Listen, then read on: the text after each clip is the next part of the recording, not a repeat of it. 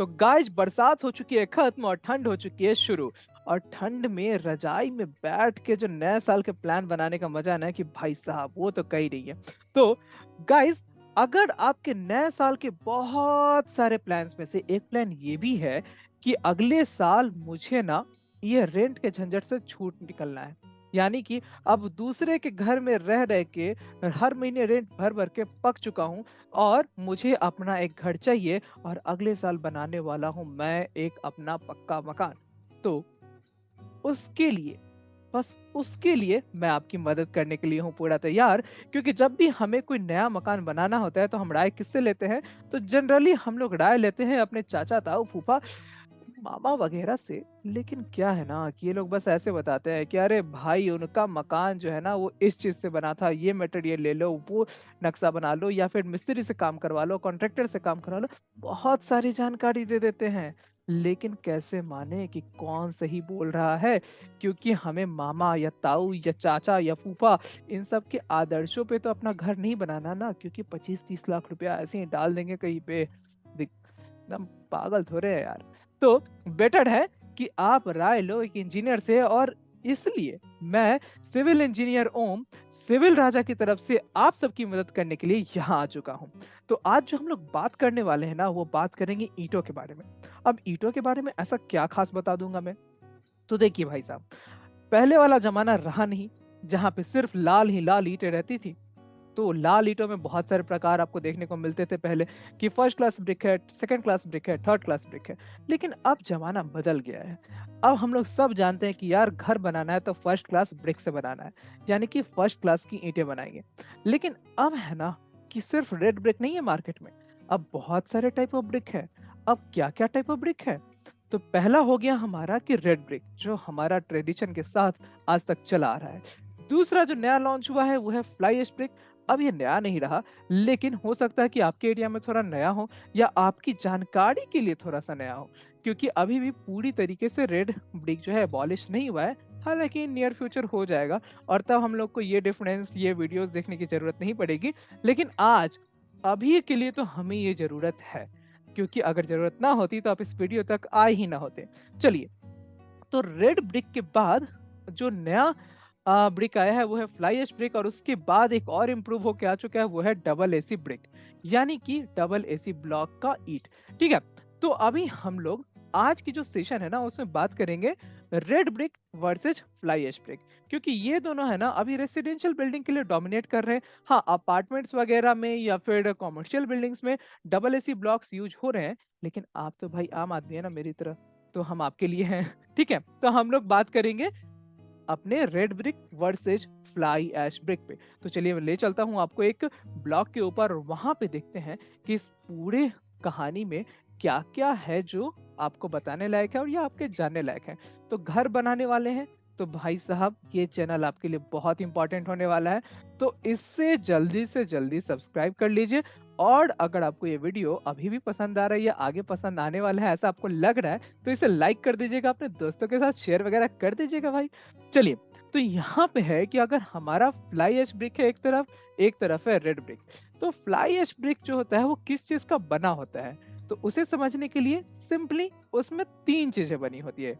कौन कौन सी भाई? एक तो हो गई सीमेंट, दूसरा हो गया स्लैग, तीसरा हो गया फ्लाई ऐश। और रेड ब्रिक जो होता है वो किसका बना होता है? वो होता है क्ले सॉइल का।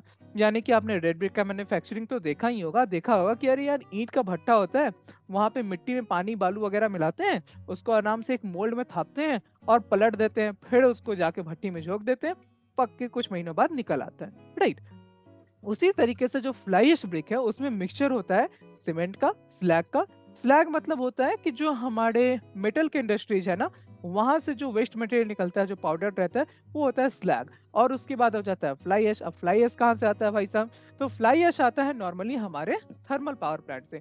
जो कोयले का धुआं उड़ता है ना, तो उसके ऊपर की जो राख होती है, जो हल्की राख होती है, वो होती है हमारी फ्लाई ऐश, और उसी से बनता है हमारा फ्लाई ऐश ब्रिक। तो मेन कंपोजिशन इसमें फ्लाई ऐश होता है, इसलिए नाम भी फ्लाई ऐश हो गया। रेड ब्रिक में जो है उसका कलर रेड हो गया है, इसलिए उसका नाम रेड ब्रिक हो गया। ओके। अब आते हैं सेकंड डिफरेंस के ऊपर। तो क्या होता है कि जो हमारा फ्लाई ऐश ब्रिक है, इसको आप देख सकते हो कि फ्लाई ऐश ब्रिक्स में ना बहुत ही यूनिफॉर्म शेप मेंटेन किया जाता है। क्यों ऐसा हो पाता है भाई? क्योंकि ये मशीन से मोल्डेड होता है और मशीन में एक परफेक्ट डायमेंशन दे दो और उसी के अकॉर्डिंग सारे काम होने वाले हैं, राइट। अब आ जाता है कि रेड ब्रिक में क्या दिक्कत है। तो रेड ब्रिक में भी यूनिफॉर्म शेप होता है लेकिन उतना परफेक्ट नहीं होता है। जैसे कि आप देख सकते हो यहाँ पे थोड़ा सा खुरदरा ज्यादा रहेगा। यहाँ तो फोटो लेने के लिए बहुत अच्छा सा ब्रिक का सैंपल लिया गया है, लेकिन इतना अच्छा ब्रिक भी आपको नहीं मिलता है, राइट। तो इसमें क्या होता है कि हैंडमेड मोल्ड से बना होता है, इसलिए थोड़ा सा यूनिफॉर्मिटी का दिक्कत होता है। और भाई साहब वहाँ पे लेबर मजदूर ये सब काम कर रहे हैं तो आप कितना ही एक्सपेक्ट कर सकते हो, मशीन जैसी इफिशिएंसी तो नहीं एक्सपेक्ट कर सकते। लेकिन चलिए थोड़ा बहुत अगर डिफरेंस देखा जाए तो यहाँ भी हमारा फ्लाई ऐश ब्रिक जो है 1 है और ये वाला जो है वो 0 है, यानी कि यहाँ पे फ्लाई ऐश ब्रिक जो है वो जीत गया। नेक्स्ट आ जाते हैं कि फ्लाई ऐश ब्रिक में सीमेंट होता है और इसलिए उसका कलर जो है वो ग्रे है। जैसा कि आप कलर देख ही सकते हो रेड ब्रिक में। ये क्या होता है ना कि मिट्टी का बना होता है और ईंट आग की भट्टी में पकाया जाता है, तो ये नॉर्मली लाल होता है या फिर क्या हो जाता है इसका कलर जो है वो थोड़ा ब्राउनिश टाइप हो जाता है। तो ये आपका ब्राउन हो सकता है या फिर आपका लाल हो सकता है। तो ये जो है डिपेंड करता है कि आप किस तरह का क्ले उसमें यूज कर रहे हो। ओके, क्ले को आप बेसिकली कहोगे तो कीचड़ होता है, लेकिन एक्चुअली वो एक सॉफ्ट सॉइल होता है, ठीक है। एंड उसमें पानी मिला के हम लोग उसका मोल्डिंग करते हैं, इसलिए क्ले होता है। ओके, नेक्स्ट आ गया कि फ्लाई ऐश ब्रिक का जो कंप्रेसिव स्ट्रेंथ है वो हो जाता है हमारा 75 टू 100 केजी पर सेंटीमीटर क्यूब। और रेड ब्रिक का जो कंप्रेसिव स्ट्रेंथ होता है वो होता है 30 टू 35 केजी पर सेंटीमीटर क्यूब। अब हो गया भाई कि कंप्रेसिव स्ट्रेंथ होता क्या है। तो कंप्रेसिव स्ट्रेंथ के लिए हम लोग करते हैं कंप्रेसिव टेस्ट। तो मान लो कि एक नीचे से मेटल का प्लेट है, उसके ऊपर रख दिया हमने ईंट, उसके ऊपर जो मशीन है ना उससे ईंट को दबाया जाता है। अब दबाने से क्या होता है, ऊपर से लोड पड़ता है। अब लोड जो पड़ रहा है ना उससे होता है कि देखते हैं कि यार ये ईंट जो है ना कितने देर में टूट जाएगा, ये कितना लोड सह सकता है। तो जो फ्लाई ऐश ब्रिक है वो इस केस में सहता है 75 से 100 किलोग्राम पर सेंटीमीटर स्क्वायर। लेकिन जो हमारा रेड ब्रिक है ना वो 30-35 जाते जाते दम तोड़ देता है, ठीक है। तो यहाँ पे आप क्या समझ सकते हो, मोटा मोटी समझ लो कि फ्लाई ऐश ब्रिक जो है आपका वो काफी मजबूत है रादर देन आपका रेड ब्रिक। तो फ्लाई ऐश ब्रिक फिर से जीत गया भाई साहब। चलिए चलते हैं नेक्स्ट के ऊपर। तो ये आ गया हमारा नेक्स्ट टॉपिक, जहां बात करते हैं डेंसिटी के बारे में। अब बेसिकली अगर हम लोग डेंसिटी को चेक करेंगे तो डेंसिटी जो रेड ब्रिक की है वो है 1900 केजी पर मीटर क्यूब। और जो हमारे फ्लाई ऐश ब्रिक की डेंसिटी है वो हो जाती है 550 से लेके 650 के केजी पर मीटर क्यूब। अब डेंसिटी का मतलब क्या होता है, तो देखिए डेंसिटी का मतलब तो घनत्व होता है, लेकिन हमारे मतलब की बात क्या है भाई साहब इसमें। तो हमारे मतलब की बात बस इतनी है कि रेड ब्रिक जो है वो हमारा भारी है और फ्लाई ऐश ब्रिक जो है वो हमारा हल्का है। अब नॉर्मली क्या होता है ना कि हम लोग ये सोचते हैं कि जो चीज भारी है ना वो ज्यादा मजबूत होगी और जो हल्की है वो थोड़ी कमजोर है, तभी तो हल्की है, उसमें छेद वगैरह होंगे इसलिए हल्की होगी। लेकिन ऐसा होता नहीं है, हर मटेरियल का डेंसिटी अलग होता है और डेंसिटी का स्ट्रेंथ से कोई डायरेक्ट कनेक्शन नहीं होता है। हालांकि आप ऐसा सॉलिड लिक्विड गैस में करोगे तो हो जाएगा, लेकिन फिलहाल के लिए आप ये समझो कि डेंसिटी का कॉम्प्रेसिव स्ट्रेंथ से कोई कनेक्शन नहीं है। और ब्रिक ना कॉम्प्रेसिव स्ट्रेंथ ही लेने वाला है और डेंसिटी क्या करने वाली है, डेंसिटी के कारण ना वजन बढ़ेगा।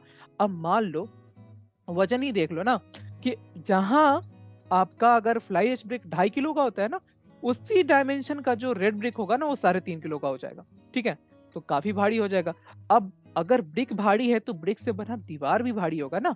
अब दीवार भारी है तो मतलब कि आपके बिल्डिंग पे लोड टोटल भारी हो गया, ठीक है। अगर आपने एक्स्ट्रा लोड डाल दिया तो आपको मोटाई ज्यादा करनी पड़ेगी बीम की, उस पर लोड ज्यादा पड़ेगा। तो बीम और कॉलम पे लोड तो अल्टीमेटली ज्यादा हो रहा है ना भाई साहब। तो हम लोग को ऐसा कुछ नहीं करने का, क्या करने का, अपने को हल्का मटेरियल चुनने का। तो हल्का मटेरियल कौन सा है, वो हमारा फ्लाई ऐश ब्रिक है। तो फ्लाई ऐश ब्रिक को चूज करेंगे। और यहाँ पे भी हालांकि रेड ब्रिक की डेंसिटी ज्यादा है लेकिन उसकी कॉम्प्रेसिव स्ट्रेंथ कम है और फ्लाई ऐश ब्रिक की डेंसिटी कम है, 1 plus point, and second plus point compressive strength ज्यादा है। इसका मतलब कि फ्लाई ऐश ब्रिक भाई साहब फिर से इस रेस में जीत गया है, ठीक है। अभी मैंने आपको जो स्क्रीन पे दिखाना वाला उस पर ज्यादा मत लोड लीजिएगा, यहाँ पे थोड़ा सा वैल्यू गलत है तो इसको आप लोग ऐसे इग्नोर कर दीजिए। जान जाइए कि फ्लाई ऐश ब्रिक का कितना होता है, 550 से 650 होता है। और रेड ब्रिक का जो डेंसिटी है वो भाई साहब हमारा हो जाता है 1900 केजी पर मीटर क्यूब। ओके, अब आ जाते हैं नेक्स्ट के ऊपर कि हमारा जो फ्लाई ऐश ब्रिक है ना, उससे घर बनाओगे और रेड ब्रिक से घर बनाओगे तो वेस्टेज कितना हो जाएगा, तो उसके बारे में भी समझते हैं। अब पहले समझते हैं कि ब्रिक का वेस्टेज होता कैसे है। तो मान लीजिए आपने कहीं से ब्रिक मैन्युफैक्चरर से, जैसे कि रेड ब्रिक के केस में भट्टा हो गया, और फ्लाई ऐश ब्रिक के केस में जो मैन्युफैक्चरिंग कंपनी होगी, जो भी वहां पे स्टॉक रखता होगा, वहां से आपको अपने साइट पे ब्रिक को मंगवाना है। तो उसमें क्या होगा कि बहुत सारे जगह से लोडिंग होगा, अनलोडिंग होगा, तो इन सब चीजों में ना ब्रिक जो है वो टूट जाते हैं। तो ऐसे केस में जब ब्रिक टूटते हैं ना, तो उसको हम लोग कहते हैं वेस्टेज। या फिर घर के कंस्ट्रक्शन के टाइम में भी हम कुछ करते हुए अगर टूट गया तो वो होता है वेस्टेज। मान लो कि 1 मीटर के हाइट से ब्रिक छूट गया हाथ से, ठीक है, यानी कि 3 फीट की हाइट से छूट गया, तो रेड ब्रिक अगर छूट गया तो भाई साहब वो टूट जाएगा। फ्लाई ऐश ब्रिक अगर छूट गया तो नहीं टूटेगा ना, क्योंकि स्ट्रांग है ना। तो इसीलिए जो इसका वेस्टेज है वो भी वहां पे कम हो जाता है। यानी कि अगर आप साइट पे फ्लाई ऐश ब्रिक से काम कर रहे हो तो वहां क्या होगा, 2 से 5% का वेस्टेज होगा, कि जो कि बहुत ही मिनिमल है, इतना तो आपका वैसे भी हर चीज में होना है। लेकिन अगर आपने रेड ब्रिक का यूज किया तो क्या होगा, वहां पे 10% तक का वेस्टेज हम लोग कैलकुलेट करके चलते हैं। अब ये वेस्टेज अगर ज्यादा है तो हम लोग को सामान भी ज्यादा मंगवाना पड़ता है, उसमें हम लोग का कॉस्ट ज्यादा लगता है, उसमें हम लोग का लेबर का टाइम वगैरह भी ज्यादा लगता है। तो ओवरऑल कॉस्ट ना बहुत बढ़ जाता है रेड ब्रिक से। अब हम लोग कॉस्ट पे भी आएंगे कि दोनों के कॉस्ट में डिफरेंस क्या है, लेकिन चलते हैं और पॉइंट्स को देख लेते हैं पहले कि और क्या क्या हमारे पास है। तो नेक्स्ट आ जाता है कि देखिए, अब रेड ब्रिक और फ्लाई एश ब्रिक में जो वाटर ऑब्जॉर्प्शन है उसके बेसिस पे हम लोग डिफरेंस को समझते हैं। तो वाटर ऑब्जॉर्प्शन होता क्या है, ठीक है। तो वाटर ऑब्जॉर्प्शन का मतलब होता है कि उसमें पानी सोखने की ताकत कितनी है, ठीक है। तो अगर आप रेड ब्रिक की बात करेंगे तो उसमें पानी सोखने की ताकत है 20 to 25%। और अगर आप फ्लाई ऐश ब्रिक की बात करेंगे तो वो हो जाता है 6 to 12%, जो कि मान लीजिए कि रेड ब्रिक से 1/3 से कम है, ठीक है। तो अब हो जाएगा 1/3 1/4 ऐसा ही कुछ होगा। अब है कि अगर पानी सोखने की क्षमता ज्यादा है तो वो हमारे घर बनाने के लिए सही बात है या गलत बात है।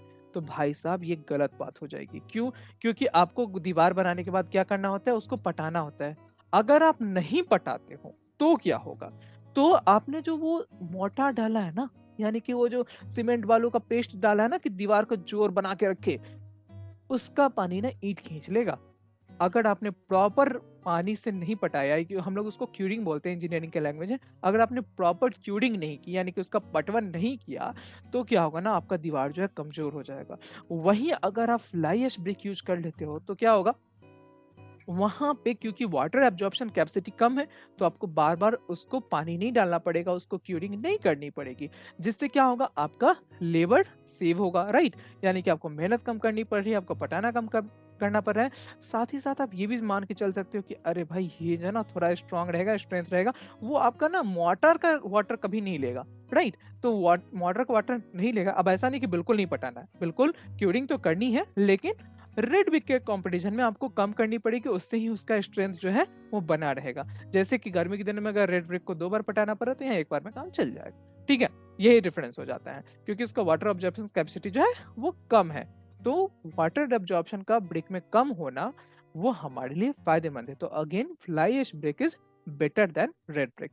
अब मेरे को ऐसा कोई पैसा नहीं मिला है, मैं बस आपको नॉलेज के लिए बता रहा हूँ, क्योंकि किसी कंपनी का प्रचार नहीं कर रहा हूँ मैं यहाँ पे, ठीक है, वो भी आपको क्लियर कर दूं। नहीं तो सोचना कि हाँ भाई, ओम सर ने क्या किया, रेड ब्रिक वालों से पैसा ले रखा है, सॉरी फ्लाई ऐश ब्रिक वालों से पैसा ले रखा है इसलिए उसको जिता रहे, ऐसा नहीं है, ठीक है। अभी चलते हैं कि फ्लाई ऐश ब्रिक का जो वजन है उसके बारे में तो बता ही चुका हूँ, कि इसका ऑलमोस्ट 2.5 kg का वजन होता है, 2.6। और इसका जो रेड ब्रिक का वजन है वो हमारा 3.5 किलो होता है। तो 3.5 किलो का अगर ईंटा लगाएंगे तो भाई दीवार का वजन जो है हर ब्रिक पे अगर 1 किलो बढ़ रहा है तो बहुत ज्यादा बढ़ जाएगा ना। तो वो हम लोग अवॉइड करते हैं और इसके लिए रेड ब्रिक जो है ना उसको हम लोग छोड़ देते हैं। नेक्स्ट आ जाता है कि अब कॉस्ट क्या है, क्योंकि मेन मुद्दा तो वही है ना, कि हम लोग को पैसा कितना देना पड़ेगा। फ्लाई ब्रिक महंगा तो नहीं, तो भाई साहब बिल्कुल महंगा नहीं है। 4 से 6 रुपए लगते हैं आपको एक फ्लाई ब्रिक के लिए। यानी कि अगर आप लोअर क्वालिटी का फ्लाई ब्रिक लोगे तो वो 4 रुपए में मिल जाएगा, अच्छी क्वालिटी का लोगे ना तो 6 रुपए मैक्सिमम। अगर वही आप रेड ब्रिक लेने जाओगे ना तो 5 रुपए मिनिमम आपको ऐसे ही सो टाइप का ईटा, थर्ड क्लास ईटा मिलेगा। अगर आपको फर्स्ट क्लास ईटा लेना है तो 7 से 8 रुपए, ठीक है, वो कहीं नहीं गए। तो 700, मैं अपने एरिया में बात किया हूँ तो वहां पे आई गेस 7 रुपए है, ठीक है। तो 7 से 8 रुपए नॉर्मली रेड ब्रिक का रहता है। तो फ्लाई ब्रिक अगेन यहाँ पे आपको सस्ते में मिल जाएगा, तो आपके लिए बजट का भी इश्यू नहीं रहेगा और आप कम पैसों में घर बना लोगे। और ऐसी चीज़ों के लिए मैं और भी वीडियोज़ बनाने वाला हूँ, तो अगर आपको और भी वीडियो चाहिए तो इस चैनल को सब्सक्राइब करने के बाद जो बगल में बेल आइकन है ना, उसको प्रेस कर दीजिएगा, ताकि आपको जो भी नई वीडियो मिले ना, मैं अपलोड करूँ, तो उसकी नोटिफ़िकेशन आपको मिल जाए, ठीक है? और अगर ये वीडियो पसंद आ रहा है तो इसे दबा के लाइक करिए और दोस्तों के साथ शेयर कीजिए, ठीक है? ताकि लोगों तक ये जानकारी पहुँचे और जो लोग, अगर आप अभी तक घर नहीं बना रहे हो, तो कम से कम जो बना रहे हैं उन तक तो पहुँच जाए। चलिए, आते हैं वापस से अपने लाइक स्लाइड पे। तो यहाँ आप देख सकते हो कि बहुत सारी चीज़ें हम लोगों ने डिफरेंस में पढ़ ली। अब है कि क्या है कि फ्लाई ऐश ब्रिक जो है वो बेटर है क्ले ब्रिक से या फिर रेड ब्रिक से, ओके? तो देखिए, फ्लाई ऐश ब्रिक जो है वो कम कॉस्टली है और वो वज़न में भी हल्का है, तो इसलिए फ्लाई ऐश ब्रिक जो है वो बेटर है। फ्लाई ऐश ब्रिक जो होता है वो 1 मीटर क्यूब में जो है सिक्स 65 केजी सीमेंट खाएगा अगर आप कंस्ट्रक्शन में ले जाओ तो। लेकिन जो रेड ब्रिक जो है उससे बहुत कम है, ओके? जो कि बहुत कम है रेड ब्रिक से। तो आपका कह सकते हो कि 65 केजी सीमेंट खाएगा construction of 1 meter cube of brick work में। लेकिन हमारा रेड ब्रिक उससे कहीं ज़्यादा जो सीमेंट है वो लगवा लेता है। देन आ जाते हैं थर्ड पॉइंट के ऊपर। तो अगर आप फ्लाई ऐश ब्रिक का यूज कर रहे हो तो सीमेंट का कंजप्शन जो है ना वो ऑलमोस्ट 50% हो जाएगा, क्योंकि आपका प्लास्टरिंग जो है वो दोनों साइड ऑफ वॉल में नहीं करना पड़ता है। अब ये ब्रिक वर्क और प्लास्टरिंग ये अलग-अलग चीज़ें हैं भाई साहब। देखिए, रेड ब्रिक में आपको दोनों साइड प्लास्टरिंग करने की ज़रूरत नहीं है, आप बस आउटर साइड में प्लास्टरिंग कर दो ताकि आपका वॉल सेफ रहे, वा पानी-वानी अंदर ना घुसे। लेकिन इनर साइड में अगर आप प्लास्टर नहीं करते हो, डायरेक्ट पुट्टी कर लेते हो, कोई इश्यू नहीं आने वाला है। और वहीं आपका अगर रेड ब्रिक है तो आपको दोनों साइड ऑफ वॉल में जो प्लास्टरिंग है वो करनी ही पड़ेगी।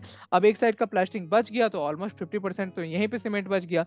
ब्रिक वर्क में क्या है कि वहाँ पे क्या है, मोटा-मोटा सीमेंट का लेयर चढ़ाना पड़ता है एंड यहाँ पे हम लोग को बहुत ही पतला लेयर चढ़ाना पड़ता है सीमेंट का, इसलिए हमारा जो फ्लाई ऐश ब्रिक है उसमें कंजप्शन जो है कम हो जाता है। जब हम लोग का 1 मीटर का ब्रिक वर्क कराते हैं ना, तब हम लोग को बस 65 केजी ऑफ सीमेंट लगता है। देन आ जाता है कि क्योंकि हमारा जो फ्लाई ऐश ब्रिक है उसका कॉम्प्रेसिव स्ट्रेंथ हाई है, यानी कि उसपे जो वजन डालने पे वो अपने आप में टूटेगा नहीं, तो इसलिए भी बेटर है। उसमें कम पोर्स करने पड़ते हैं। कम पोर्स का मतलब है कि भाई साहब उसको कम बार पटाना पड़ेगा। उसके बाद ये हल्का है, ठीक है? रादर देन क्ले ब्रिक, तो ये बेटर हो गया। अब हाई राइज बिल्डिंग की बात करें तो वहां पे क्या होता है कि जब स्ट्रक्चरल लोड इंक्रीज करता है तो ब्रिक का लाइट वेट होना वो काफी जरूरी हो जाता है, क्योंकि उसके कारण जो बिल्डिंग पे स्ट्रेस पड़ रहा है वो हम लोग का कम हो जाता है। स्ट्रेस को आप मोटा मोटी तनाव समझे, जो इंजीनियरिंग के स्टूडेंट है वो स्ट्रेस का लाइक एक्चुअल डिफरेंस समझते होंगे, like force per unit area होता है। लेकिन आपके लिए मोटा-मोटी है कि अगर किसी चीज़ पे लोड डालेंगे तो उसमें तनाव पैदा होगा, वो तनाव जो है कम हो जाना है, ठीक है? अगर हम लोग लाइट वेट ब्रिक का यूज़ करेंगे और लाइट वेट ब्रिक जो है वो हमारे केस में फ्लाई ऐश ब्रिक होता है, ओके? पानी कम खाता है, उसके बाद सस्ता पड़ता है रेड ब्रिक से। फ्लाई ऐश ब्रिक की बात कर रहा हूँ। फ्लाई ऐश ब्रिक जो होता है वेस्ट मटेरियल का बना होता है, जैसे कि आपको मैंने बताया कि फ्लाई ऐश क्या होता है, बेसिकली थर्मल पावर प्लांट का जो वेस्ट होता है, यानी कि उसका जो ऐश होता है, राख, उसी से बना होता है, मेन कंपोज़िशन वही है। एंड इसमें सीमेंट भी होता है स्ट्रेंथ के लिए। तो आपका क्या होता है, ये वेस्ट मटेरियल का मैनेजमेंट भी हो जाता है। साथ ही साथ जो क्ले ब्रिक है उसको बनाने के लिए हम लोग को जो उपजाऊ ज़मीन है ना, वहाँ से मिट्टी निकालनी पड़ती है, उसका जो टॉप सॉइल है वो खत्म हो जाता है और टॉप सॉइल में ही हमारे सारे जो यूज़फुल बैक्टीरिया जो है वो सब रहते हैं। हमारी जो खेत में उपजाऊ ज़मीन होती है उसकी जो उर्वरक शक्ति है वो सब वहीं पे होती है, टॉप सॉइल में होती है। तो वो सारा जो है वेस्ट हो जाता है, राइट? तो उसके कारण जो हमारी मिट्टी है वो भी कमज़ोर हो जाती है। तो एनवायरमेंटल साइड से भी देखेंगे ना, तो हम लोग का फ्लाई ऐश ब्रिक जो है वो बेटर है rather than red brick, okay? तो आप फ्लाई ऐश ब्रिक का यूज़ करके हमारे एनवायरनमेंट को भी सेफ रखने में हेल्प कर सकते हो। एंड अगर आप चाहते हो कि आपका करियर सेफ रहे, आप सिविल इंजीनियरिंग के स्टूडेंट हो या फिर आप प्रोफेशनल हो और आप कुछ नई-नई चीज़ें सीखना चाहते हो जो अभी तक आपने नहीं सीखी है, जैसे कि नक्शा बनाना या फिर बिल्डिंग का स्ट्रक्चरल डिज़ाइन करना या फिर उसकी 3D मॉडलिंग करना, तो आप उसके लिए मुझे जो डिस्क्रिप्शन में नंबर है 8433248864, उस पे जाके कॉल कर सकते हो, व्हाट्सएप कर सकते हो। मैं सिविल इंजीनियरिंग स्टूडेंट्स को पर्सनली गाइड करता हूँ, जो कि हमारी क्लासेज है वो ऑनलाइन होती है। एंड अगर आप घर बनाना चाहते हो, आपको कोई सजेशन चाहिए, तो अगेन आप इसके वीडियो के कमेंट सेक्शन में लिख दीजिए। मैं रेगुलरली कमेंट पढ़ता हूँ और इसलिए मैं आपको डेफिनेटली उसका आंसर दे दूंगा। और अगर पॉसिबल होगा तो मैं उस पर एक नई वीडियो बना के सेम कमेंट में आपको लिंक भी दे दूंगा, या फिर आप अपना नंबर भी दे सकते हो कमेंट में कि सर आप मुझे एक बार कॉल कर लीजिए, मैं आपको कॉल कर सकता हूँ, या फिर आप मुझे पर्सनली व्हाट्सएप भी कर सकते हो। ठीक है? Okay guys, so to be said with all this, मिलते हैं किसी नए वीडियो में किसी नए मटेरियल के साथ या फिर किसी नए नक्शे के साथ, जहाँ पे हम लोग घर बनाने से रिलेटेड कुछ जरूरी जानकारी को इकट्ठा करेंगे। तब तक के लिए good night and happy new year in advance. Thank you guys.